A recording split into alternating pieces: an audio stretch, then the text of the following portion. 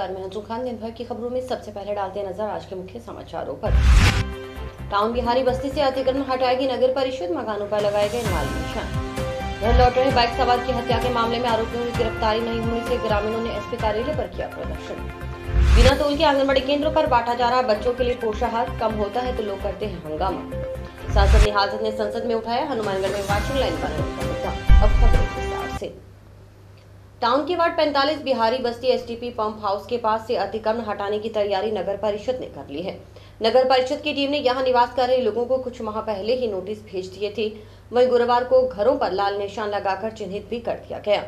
यहां नगर परिषद की ओर से करीब 40 से 45 मकानों को अवैध अतिक्रमण मानकर निशान लगाए गए हैं। वहीं नगर परिषद की इस कार्रवाई के प्रति लोगों में रोष है। टाउन के वार्ड 45 बिहारी बस्ती एसटीपी पंप हाउस के पास करीब 40 से 50 सालों से बसे लोगों को उनके मकान टूटने का डर सता रहा है, क्योंकि गुरुवार को नगर परिषद ने यहां के मकानों पर लाल निशान लगा दिए। ऐसे में 1 या 2 दिन में ही नगर परिषद यहां से कब्जे हटाएगी। वहीं मकानों में निवास कर रहे लोगों का कहना है कि यदि नगर परिषद उनके बसे बसाए आशियाने उजाड़ेगी तो वह बर्दाश्त नहीं करेंगे और डटकर नगर परिषद का विरोध किया जाएगा। निवास कर रहे लोगों का कहना है कि वे यहाँ करीब 40 से 50 साल से निवास कर रहे हैं। खून पसीने की कमाई से उन्होंने यहाँ मकान बनाए, लेकिन नगर परिषद उनके मकानों पर निशान लगाकर अन्याय कर रही है, क्योंकि जिनके अतिक्रमण में मकान आए हैं उनके भी निशान लगा दिए गए, जिनके अतिक्रमण में है ही नहीं उनके भी निशान लगाए गए हैं। महिलाओं और पुरुषों का साफ शब्दों में कहना था कि आखिरी सांस तक नगर परिषद से लड़ेंगे, लेकिन अपने आशियाने टूटने नहीं देंगे। तोड़ने का लगा गए जी, बहुत पुराने हैं, हम तो यहाँ बैठे हुए हैं। अब गरीब आदमी इतने कहाँ जाएंगे ये बताओ हैं। अब बड़ा बड़ा मकान तोड़ रहे हैं, अब हमारे बच्चे कहाँ जाएंगे। पैसा लगा रखा है, ये क्या कोई टाइम नहीं है, किसी टाइम भी आ सकते हैं तोड़न। अब जिसका आगे उसका भी और जिसका पीछे है उसका भी, जिन्होंने जगह छोड़ रखी है खाली, अब उसका तो छोड़नी चाहिए। आज हो गया 60 साल, बच्चे सब छोटे छोटे बच्चे लेकर बिहार से आया था। मैं यहाँ पाला था, खड्डे था, ईंट निकालता था 5 रुपये 5 रुपये ईंट निकालता था, बच्चे सबके पालता था। उस दिन में बैठ गया, कहा कि सरकार के जमीन है, गरीब लोग बैठ जाओ। खड्डे के भर कर बैठी थी। अब लोग जो 4-5 बच्चे हो गया, हमारे बहुत तकलीफ देता। मकान बनाया, भर का बनाया, गड्ढे के में बहुत तकलीफ होता है। अब कहता है कि जो तुमको पता नहीं है, तुम सब उठ जाओ। नगर पालिका वाले बोल रहा है जो रोड बनाएगा, घर तोड़ूंगा, खाने के वक्त नहीं देखो, भगा दूंगा, ऐसे बोलती है। साहब अब हम कहाँ जाओ, बच्चे सब के लेकर हम कहाँ जाओ। हमारे तो 60 साल हो गया यहाँ आया हुआ। नगर पालिका में सरकार घर में हमारे नाम भी है, हमारे 4 लड़के हैं, बच्चे हैं, 4 छोरी है, हम कहाँ जाओ। हम बहुत दुखित थी, कोई अवस्था नहीं है हमारे, हम बहुत गरीब थी, हमारे कोई नौकरी चाकरी नहीं है। हम बर्तन करके घस का खाती है सेठ घर में। हम विरोध करेगा, हम कानेगा, रोएगा। 4000 मिले थे, उसके बाद कोई किस्त नहीं मिला जी। मैं क्या करूं, अब हम लोग का रोना आ रहा, फिर क्या करूं। ये तो निशान लगा के चले गए, फिर मैं क्या करूं। अब मेरे पास दोबारा पैसा तो होगा नहीं, कहाँ से लाऊंगा। तो उनको समझाओ, कहो वार्ड नंबर को बुलाओ। भाई साहब कहाँ बटल चक के बनाया घर, पता ही नहीं लग रहा जी। अब हम लोग कहाँ जाएं। हाँ, वो कह रहे हैं तोड़ेंगे, निशान लगा दिया तो लगा दिया जी। फिर हम लोग कहाँ जाएं, परेशान। 3 दिन से मैं रेडी नहीं लगा रहा हूँ, कहीं नहीं जा रहा हूँ जी। इनके पीछे कैसे तोड़ने देंगे। 40 साल का हो गया, मैं 40 साल हो गया, कम से कम हिसाब से ले लो, जरूरी है। 50 साल से हम रहता पर नहीं था, ये भट्ठा चलता था। उसी टाइम में 3 मकान हम बनाया, 3 जुगी मानचन दिया कि कैसे ईंट गिरा करके, और 3 जुगी बनाया। बाजार से सिरकी लाया, बल्ला दिया, और उस पर घर बना करके उसी दिन से हम हैं। जिस टाइम में से भट्ठा चलता था उसी दिन से हम, तब धीरे धीरे सब बस्ती बच गया। वहाँ है धक्का, हाँ जीवन के भट्ठा मानचन जीवन एक भेले। अच्छा, धीरे धीरे बस्ती सब जेना जेना आने गया आदमी, वो नाना चलो भाई साथे में बना लो, कहाँ भटकेगा। तो वैसे साथे साथे अपने बनाते बनाते मोहल्ला जुट गया। जो अयोध्या नगरी है तो वहाँ बैठा था बाईपास रोड में, वहाँ से उठाकर नगर पाल के दे वहाँ 30 फुट इधर वाला के 30 फुट, तो भर जो पैसा खर्च करा तो कुछ आगे बढ़ गया। ऐसे तोड़ने देगा, मार करेगा तो मार करेंगे, हम छोड़ेंगे नहीं। बस जो तोड़ने का उसी के पहले लगा, ईंट लगा चाहे जो लगे, डांग लगे लगेगा बस। टाउन के वार्ड 45 दशहरा ग्राउंड के बराबर बने गंदे पानी के गड्ढे पर कुछ शहरवासियों ने अतिक्रमण भी कर रखा है। इस गड्ढे को शहर का गंदा पानी और बरसाती पानी एकत्र करने के लिए बनाया गया है, ताकि ज्यादा बरसात के दिनों में शहर में पानी निकासी की कोई समस्या न आए। मगर कुछ लोगों ने इस गड्ढे पर अतिक्रमण कर रखा है। इसमें ज्यादातर बिहारी बस्ती के लोग शामिल हैं। वहीं कुछ लोगों ने शौचालय बाथरूम बनाकर बसावट कर रखी है। अब नगर परिषद की ओर से इस गड्ढे पर हुए अतिक्रमण को हटाने के लिए अभियान चलाया जाएगा। सभापति गणेश बंसल ने बताया कि गड्ढे पर ज्यादातर बिहारी बस्ती के लोगों ने अतिक्रमण कर रखा है। उनसे समझाइश कर उन्हें यहां से हटाया जा रहा है। इसके बाद गड्ढे के चारों तरफ तारबंदी की जाएगी, क्योंकि व्यस्त एरिया होने के कारण यहां दिन भर वाहनों का आवागमन रहता है। तारबंदी या दीवार बनने के बाद यहां हादसों पर भी अंकुश लगेगा। सभापति ने कहा कि नगर परिषद इस बात का भी ध्यान रख रही है कि कोई जरूरतमंद बेघर न हो। वार्ड नंबर 45 हनुमानगढ़ टाउन में दशहरा ग्राउंड के बराबर में नगर पालिका का एक गंदा पानी एकत्र करने के लिए एक बड़ा खड्डा है, जिसमें बरसात का पानी इकट्ठा होता है एवं शहर का जो गंदा पानी है वो भी इकट्ठा होता है। कुछ शहरवासियों ने बिहारी बस्ती में उस गंदे पानी के किनारे पर अतिक्रमण करके अपने बसावट कर रखी है, जो खड्डे के अंदर तक निर्माण कर रखा है। किसी ने टॉयलेट बना रखी है, किसी ने नहानघर बना रखा है, अस्थायी निर्माण कर रखे हैं।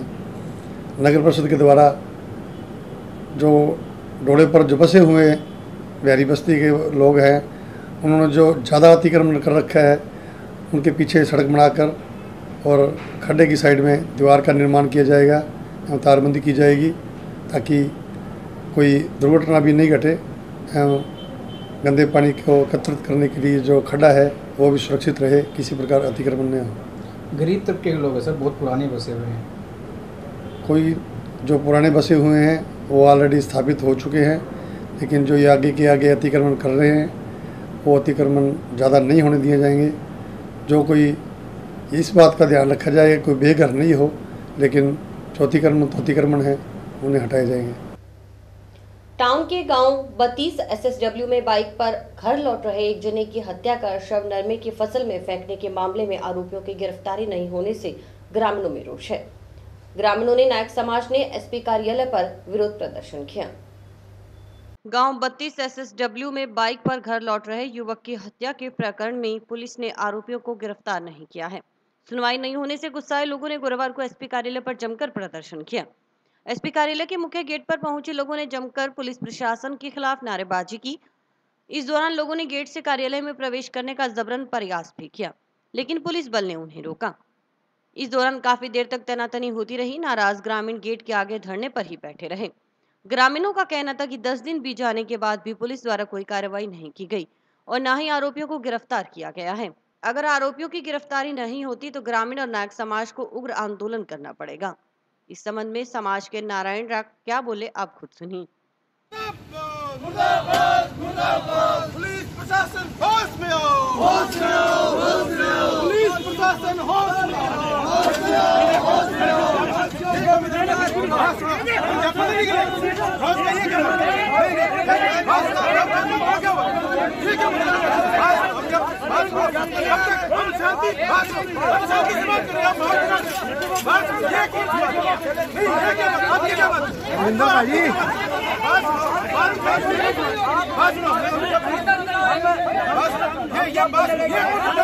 अरे भाई ये गेट बंद कर, अरे गेट बंद करने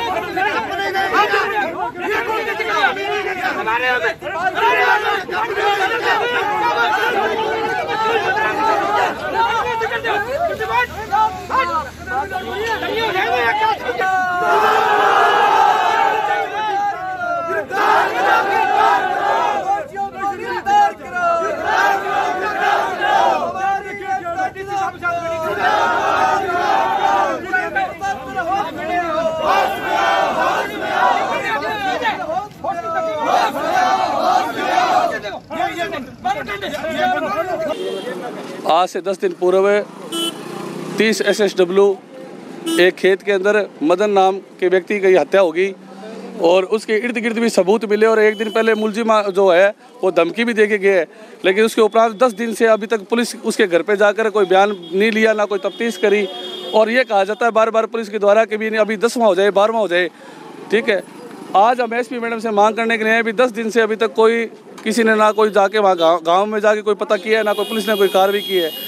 आप इसमें फाइल मंगाकर और SC/ST CO जो प्रशांत कौशिक है उनसे फाइल मंगाकर और तीव्र से गति से उन लोग गिरफ्तार करो उनको, ये मांग करने के लिए हम आज सब लोग यहाँ आए हैं। और दूसरा खिलेरी बास के अंदर एक मामला है जिससे ट्रैक्टर दारू पी के एक व्यक्ति ने ट्रैक्टर चढ़ा दिया, जिसे एक बेटा बीकानेर और एक जयपुर में रेफर है और उसके पहले रोडाली के अंदर जो है एक कांड हो गया था। उन मामलों को लेकर नायक समाज पर आए दिन हो रही घटनाओं को लेकर आज मैडम को ज्ञापन दिया कि अभी ये कब तक ऐसा चलेगा और पुलिस प्रशासन कब तक यूँ मौन रहेगी और काम नहीं करेगी।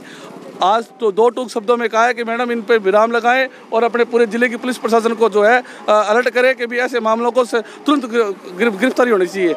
वहीं इस संबंध में मृतक की बेटी ने भी पूरा मामला बताया। बेटी पूजा का कहना था कि आरोपी ने उसके पापा को धमकी दी थी, जब वह वापस लौट रहे थे तब उनकी हत्या कर दी।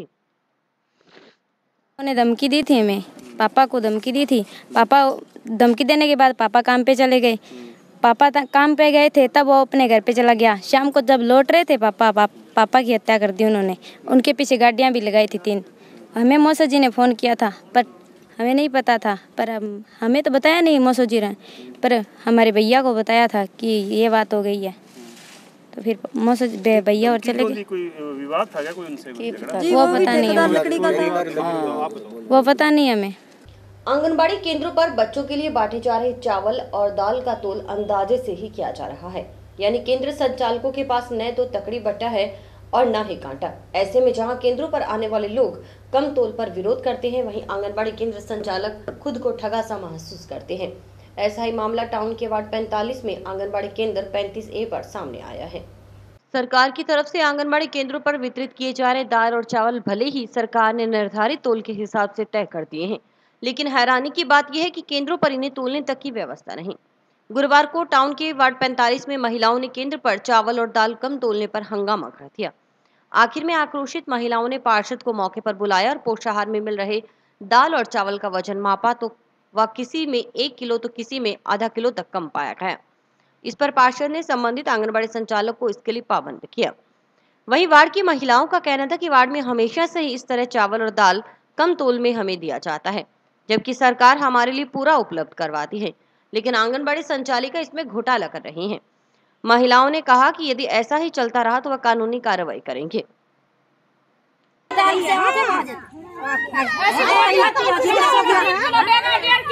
ऐसे थोड़ी चलता है क्या? पिछला बार भी नहीं दिया मेरे को दाल, सरकार देता है। 7 किलो था, आज 700 ग्राम दाल दिया है।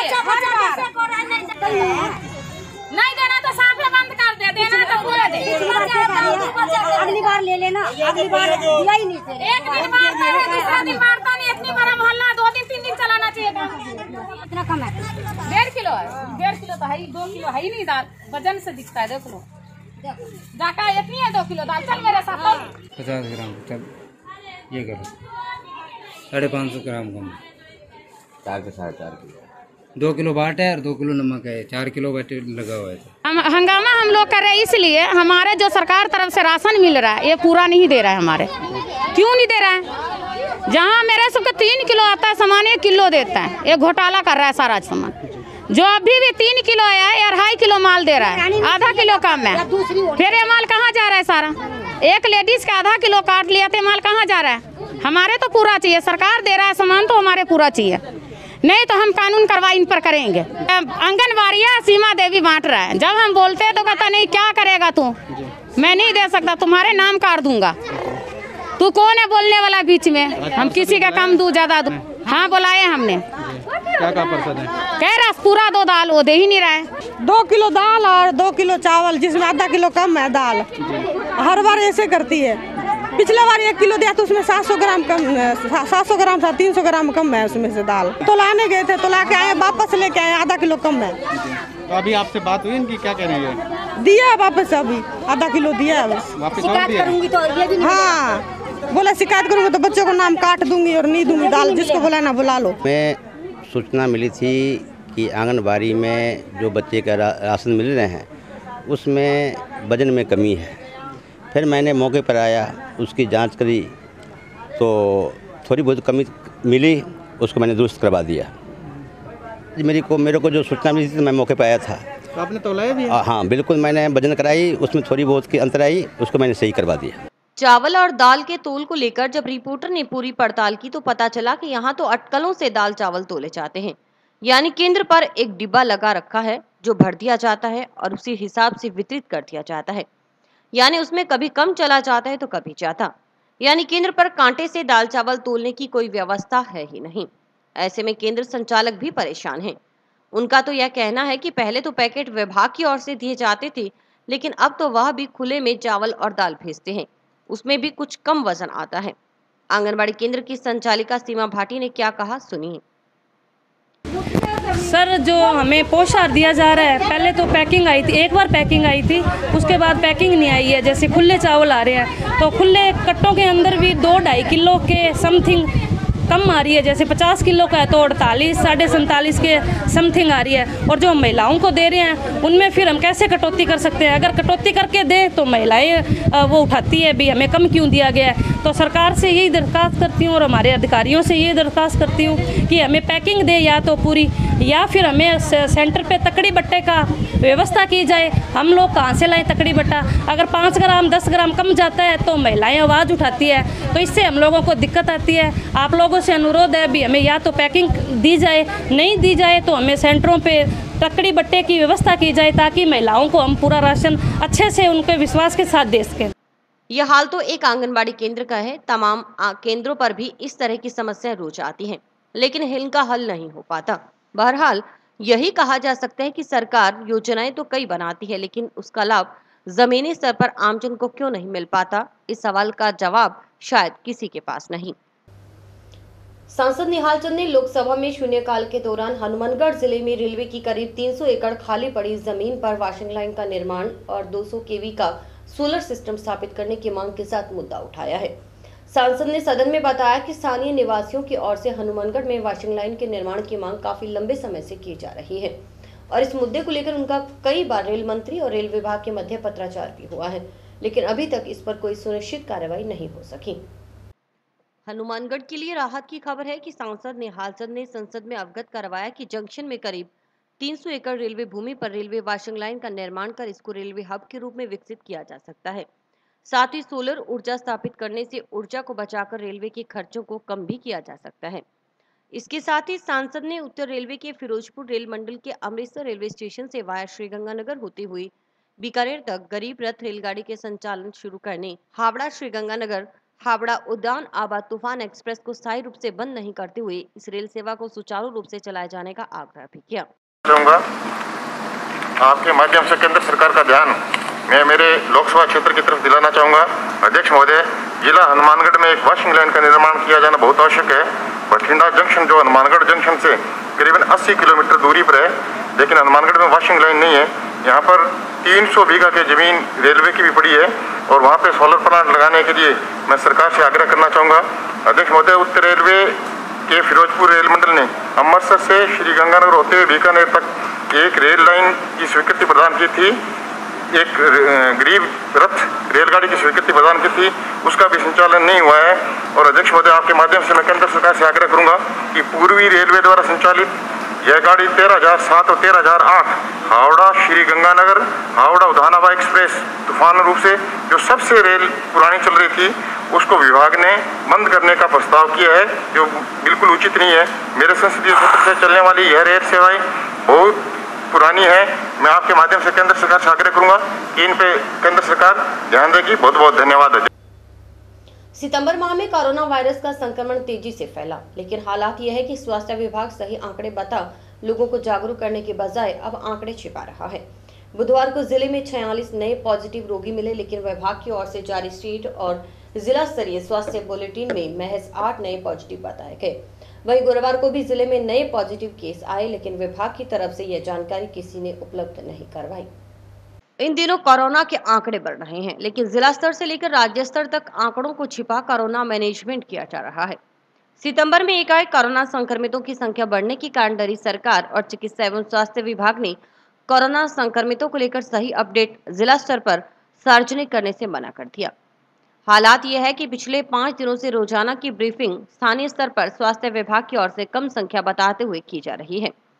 विभागीय जानकारी के अनुसार बुधवार को महज 8 रोगी मिले, लेकिन जानकारी जुटाई तो यह संख्या 46 निकली। इस तरह से विभाग कोरोना की स्थिति छिपाने के आंकड़ों में हेरफेर कर रहा है। गुरुवार को भी नए पॉजिटिव जिले में आए, लेकिन इसकी सूचना किसी को नहीं दी गई।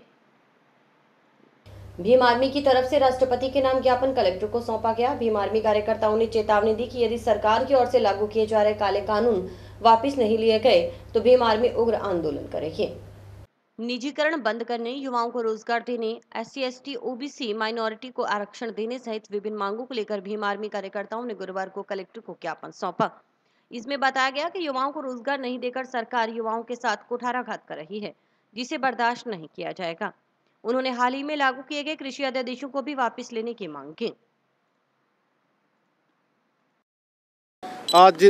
आज भीम आर्मी के तत्वाधान में जिला कलेक्टर महोदय के माध्यम से राष्ट्रपति महोदय को ज्ञापन सौंपा गया है। सरकार के द्वारा जो काले कानून लाए गए हैं, सरकारी कंपनियों का जो निजीकरण किया जा रहा है, प्राइवेटाइज जो किया जा रहा है, एक सरकार द्वारा जो किसानों के खिलाफ अध्यादेश लाया गया है, उस अध्यादेश को वापस लेने के लिए एक जो बेरोजगारी आज इतनी बढ़ रही है उसको सरकार द्वारा ख़त्म किया जा रहा है। जो सरकार ने काले कानून जल्दी वापस नहीं लिए तो भीम आर्मी के द्वारा बहुत बड़ा आंदोलन हनुमानगढ़ राजस्थान स्तर पर किया जाएगा। शिक्षा विभाग की जिला निष्पादक समिति की बैठक बुधवार को कलेक्टर जाकिर हुसैन की अध्यक्षता में संपन्न हुई। बैठक में APC मॉनिटरिंग जितेंद्र कुमार ने बताया कि वर्तमान समय में राज्य स्तरीय जिला रैंकिंग में हनुमानगढ़ जिला राजस्थान में दूसरे नंबर पर है। दूसरे नंबर पर जिला रहने का कारण ब्लॉक स्तर से शिक्षा विभाग से संबंधित आंकड़ों को अपलोड नहीं किया जाना है। दूसरे नंबर पर जिला रहने का कारण ब्लॉक स्तर से शिक्षा विभाग से संबंधित आंकड़ों को अपलोड नहीं किया जाना है। उन्होंने बताया कि जिले के निजी विद्यालयों के द्वारा तय समय के अनुसार सूचना नहीं भिजवाई जा रही, जिससे जिले से सूचना संकलित करने में कठिनाई उत्पन्न हो रही है। इस पर कलेक्टर ने शिक्षा विभाग के सभी अधिकारियों का ब्लॉक स्तर पर सभी प्रकार की सूचनाएं तय समय सीमा में अपलोड करने के निर्देश दिए। साथ ही उन्होंने आदेश दिए कि अगर किसी विद्यालय से सूचनाएं समय पर प्राप्त नहीं हो रही तो शिक्षा विभाग के नियमों के अंतर्गत उस विद्यालय पर कठोर कार्रवाई अमल में लाई जाए। बैठक में हरित पाठशाला कार्यक्रम के बारे में जानकारी देते हुए बताया गया कि इस बार 840 स्कूलों में पौधे लगाए गए हैं। बैठक में निर्माण कार्यों की भी समीक्षा की गई। कलेक्टर ने कहा कि निर्माण कार्य में किसी भी प्रकार की क्वालिटी से समझौता नहीं होना चाहिए। जो भी निर्माण कार्य करवाया जाए उसमें पूरी गुणवत्ता का ध्यान रखें। जिला परिषद की ओर से जिन विद्यालयों में खेल मैदान स्वीकृत किए गए हैं उनकी प्रगति पर समीक्षा के दौरान यह बात सामने आई कि जिले में अभी तक कुछ विद्यालयों के अंदर खेल मैदान शुरू ही नहीं हो पाए हैं, जिस पर नाराजगी जताते हुए कलेक्टर ने जिला परिषद के अधिकारियों को बैठक में ही बुला लिया और जिन विद्यालयों में खेल मैदान का कार्य शुरू नहीं हुआ वहां तत्काल प्रभाव से कार्य शुरू करवाने के निर्देश दिए। मुख्य जिला शिक्षा अधिकारी तेजस सिंह गदराना ने निर्वाचन विभाग की तरफ से मतदाताओं को जागरूक करने के लिए चलाए जा रहे मतदाता जागरूकता अभियान के बारे में बताते हुए कहा कि निर्वाचन विभाग की ओर से विद्यालयों में चुनाव से संबंधित जितने भी पोस्टर बैनर उपलब्ध करवाए जाते हैं, संबंधित प्रधानाध्यापक उनका प्रचार प्रसार नियमित और सही समय पर करते हुए उसकी रिपोर्ट शिक्षा विभाग के अधिकारियों को प्रस्तुत करें, ताकि निर्वाचन विभाग को मतदाता जागरूकता कार्यक्रम के संबंध में समेकित रिपोर्ट भिजवाई जा सके। आज जिला निष्पादन समिति की बैठक, मासिक बैठक माननीय जिला कलेक्टर महोदय की अध्यक्षता में हुई और उस पर जो है गत मास की बैठक के एजेंडे पर चर्चा की गई और इस माह की बैठक के जो एजेंडे अनुसार चर्चा की गई। इसमें जिला रैंकिंग और निर्माण कार्य, अन्य कार्य, MDM और पाठ्य पुस्तक सभी बिंदुओं पर विस्तार से चर्चा की गई और कलेक्टर साहब ने इस पर संतुष्टि व्यक्त की। जिला रैंकिंग जो हमारा इस बार दूसरे नंबर पर आया था, उसके लिए सभी ने प्रयास करने के लिए कहा गया और मैं निश्चित रूप से कह सकता हूं कि जिला हमारा जो है इस बार भी पहले नंबर पर आएगा। इसका जिला कलेक्टर महोदय ने भी आश्वासन दिया और हम भी सभी अधिकारी मिलकर उसको पूरा करेंगे। राजस्थान स्कूल शिक्षा परिषद जयपुर के दिशा निर्देश अनुसार फिट इंडिया मूवमेंट अभियान शुरू किया गया है। कोविड-19 की वैश्विक महामारी को ध्यान में रखते हुए सभी कर्मचारियों और विद्यार्थियों को स्वयं के स्वास्थ्य की विशेष ध्यान देते हुए सभी स्कूलों के विद्यार्थियों और उनके अभिभावकों को जागरूक करने के मकसद से अभियान चलाया गया है। इसके तहत स्कूलों में कई आयोजन हो रहे हैं जो ऑनलाइन भी चलाए जा रहे हैं। फिट इंडिया कार्यक्रम के तहत टाउन ब्लॉक में 3 पीटीआई नियुक्त किए गए हैं। अभियान के तहत बच्चों को घरों में रहते हुए ऑनलाइन योग सिखाए जा रहे हैं। वहीं नारा लेखन सहित कई प्रतियोगिताएं भी करवाई जा रही हैं। यह एक दिन पहले ही जिला शिक्षा अधिकारी ने इस अभियान के पोस्टर का विमोचन किया था। आगे आने वाले दिनों में विभिन्न प्रकार की प्रतियोगिताएं करवाई जाएंगी। पहले दिन योगाभ्यास करवाया गया। फिट इंडिया कार्यक्रम के अंतर्गत हमारे ब्लॉक में 3 पीटीआई नियुक्त किए गए हैं और ये भारत सरकार का जो प्रोग्राम है बहुत अच्छा प्रोग्राम है। इसमें बच्चों को ऑनलाइन भी प्रोत्साहित किया जाता है, निर्देशित किया जाता है भी किस प्रकार से वो बच्चे घर पे भी रह कर इस कोरोना महामारी से बचाव के लिए और बचाव भी कर सकते हैं और फिट रह सकते हैं। तो ये प्राणायाम वगैरह जितने भी योगाभ्यास हैं ये सारे बच्चे घर पे रह के कर रहे हैं। और इसके जैसे कल नारा लेखन है तो बच्चे इस पे प्रतियोगिता में भाग लेते हैं ऑनलाइन, घर बैठे ही वो, क्योंकि महामारी चल रही है इसलिए बच्चों को स्कूल में नहीं बुलाया जा रहा। और विद्यालय स्तर पे स्टाफ जो है वो इसका प्रोग्राम कर रहा है, अपने स्तर पे योगाभ्यास भी कर रहा है और तरह तरह की एक्टिविटी भी कर रहे हैं। सर तो ये निरोग रहना है, हमें स्वस्थ रहना है। सबसे पहले हमारी प्राथमिकता पहले यही है कि हम बच्चों को स्वस्थ रख सकें और स्वयं भी स्वस्थ हों, मानसिक रूप से मजबूत हों। कब तक चलेगा ये अभी चलेगा, ये तो जो अभी प्रोग्राम है ये एक साप्ताहिक प्रोग्राम है, लेकिन ये निरंतर चलेगा, ये विद्यालय में लगातार चलेगा। ये राजस्थान फार्मासिस्ट कर्मचारी संघ एकीकृत शाखा की ओर से गुरुवार को विश्व फार्मासिस्ट दिवस के उपलक्ष्य में प्रदेश परिवहन पर 3 दिवसीय कार्यक्रम का शुभारंभ किया गया है। जिलाध्यक्ष संजय मांडे के नेतृत्व में जिले भर में अलग अलग जगहों पर फार्मासिस्ट ने पोस्ट कार्ड भरकर मुख्यमंत्री को भेजे। जिलाध्यक्ष संजय मांडे ने बताया कि 3 दिवसीय कार्यक्रम के तहत पोस्ट कार्ड अभियान 25 सितंबर को मास्क, सैनिटाइजर, पंपलेट वितरण कार्यक्रम और 26 सितंबर को ट्विटर एवं सोशल मीडिया प्रस्तावित कार्यक्रम आयोजित होगा। उन्होंने बताया कि फार्मासिस्ट की मेहनत की बदौलत मुख्यमंत्री निःशुल्क दवाई योजना की सबसे महत्वपूर्ण और जन कल्याणकारी योजना बन चुकी है, मगर दुर्भाग्यवश आज तक फार्मासिस्ट पदोन्नत प्रक्रिया से वंचित हैं। फार्मासिस्ट ने पोस्ट कार्ड के माध्यम से मुख्यमंत्री से शीघ्र फार्मासिस्ट कैडर गठन करने की मांग की है। इस अभियान में नीरज कौशल, रमेश चाहल, सनी ग्रोवर, रामेश्वरी आदि मौजूद रहे। 25 सितंबर को वर्ल्ड फार्मासिस्ट दिवस के उपलक्ष्य में अभी 3 दिवसीय अभियान हमारे द्वारा चलाया गया है, जो जिसमें पहले दिन 24 सितंबर को एक पोस्ट कार्ड अभियान चलाया गया, जिसमें कि माननीय मुख्यमंत्री जी को हमारी कुछ प्रमुख मांगें लिख के भेजी गई हैं पोस्ट कार्ड के द्वारा। उसमें कल 25 सितंबर को वर्ल्ड फार्मासिस्ट दिवस पे हमारे द्वारा जो भी सामाजिक कार्य हैं वो किए जाएंगे और उसके बाद 26 सितंबर को एक ट्विटर पर अभियान छेड़कर जो मांगे हैं वो उठाई जाएंगी। मुख्य मांग हमारी ये है कि भी हमारा कैडर है जो जिसका हमें मतलब आज जब से ये मुख्यमंत्री निःशुल्क दवा योजना शुरू हुई है उसका हमें अभी तक लाभ नहीं मिल पाया है, जिससे कि क्या है जो 11-11 साल से फार्मासिस्ट काम कर रहे हैं वो आज उसी पद पर काम कर रहे हैं, फार्मासिस्ट के पद पर उनकी पदोन्नति नहीं हो पाई है। तो हमारी प्रमुख मांग यही है कि भी हमारा कैडर बनाया जाए जिससे कि हमें आगे भविष्य में लाभ मिल पाए। कोरोना महामारी बचाव के लिए नगर परिषद की ओर से लोगों को जागरूक करने के लिए संदेश रिक्शा को गुरुवार को रवाना किया गया। आयुक्त पूजा शर्मा ने बताया कि ये रिक्शे पूरे शहर में कोरोना महामारी के बचाव के लिए मुनियादी करेंगे। इसके आमजन से 2 गज की दूरी बनाए रखने और सैनिटाइजर तथा मास्क आदि लगाने के लिए लोगों को जागरूक किया जाएगा। आयुक्त ने बताया कि आगामी 1 सप्ताह तक रिक्शा के माध्यम से भीड़ भाड़ वाली जगहों पर जाकर आमजन को कोरोना महामारी के प्रति जागरूक किया जाएगा। उन्होंने बताया कि यह कार्यक्रम सरकार के आगामी आदेश तक चलेगा। वर्तमान में कोरोना महामारी तेजी से फैल रही है, इस बचाव के लिए आमजन को जागरूक किया जा रहा है। इस मौके पर सभापति गणेशराज बंसल ने कहा कि कोरोना महामारी ज्यादा न फैले, इसलिए नगर परिषद ज्यादा से ज्यादा आमजन से अपील कर रही है। जीवन रक्षा के लिए हम सबको कोरोना से बचाव की सभी सावधानियों का पालन आवश्यक रूप से करना है। व्यक्ति को खुद के स्वास्थ्य का खुद ही ख्याल रखना होगा। यही है कोरोना से बचाव का मूल मंत्र। वर्तमान में जो कोरोना महामारी इतनी फैल रही है उसकी जागरूकता के लिए ये आज शुरू किया है प्रोग्राम। ये प्रत्येक भीड़भाड़ वाली जगह में जाके आम और सामान्य जन को संदेश देंगे कोरोना से बचने का, और आगामी आदेश तक लगभग 1 हफ्ते तक तो जारी रहेगा। ये किसान यूनियनों की ओर से पंजाब बंद के आह्वान के कारण अवध असम एक्सप्रेस 22 सितंबर से 25 सितंबर तक बदले हुए मार्ग से संचालित होगी। इस ट्रेन के परिवर्तित मार्ग संचालन से नोहर भादरा क्षेत्र के नागरिकों को दिल्ली आवाजाही में सुविधा होगी। रेलवे वरिष्ठ मंडल वाणिज्यिक प्रबंधक बीकानेर के मुताबिक गाड़ी संख्या 05909 डिब्रूगढ़ लालगढ़ रेल सेवा जो कि 22 से 24 सितंबर तक डिब्रूगढ़ से प्रस्थान करेगी, वह रेल सेवा परिवर्तित मार्ग वाया रोहतक भिवानी बाईपास हिसार सादुलपुर हनुमानगढ़ होकर संचालित होगी।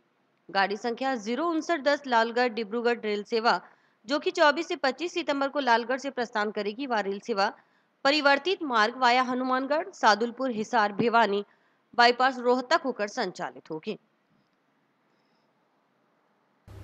और इसी के साथ समाचार समाप्त हुए। रोजाना देखते रहिए समाचार। नमस्कार।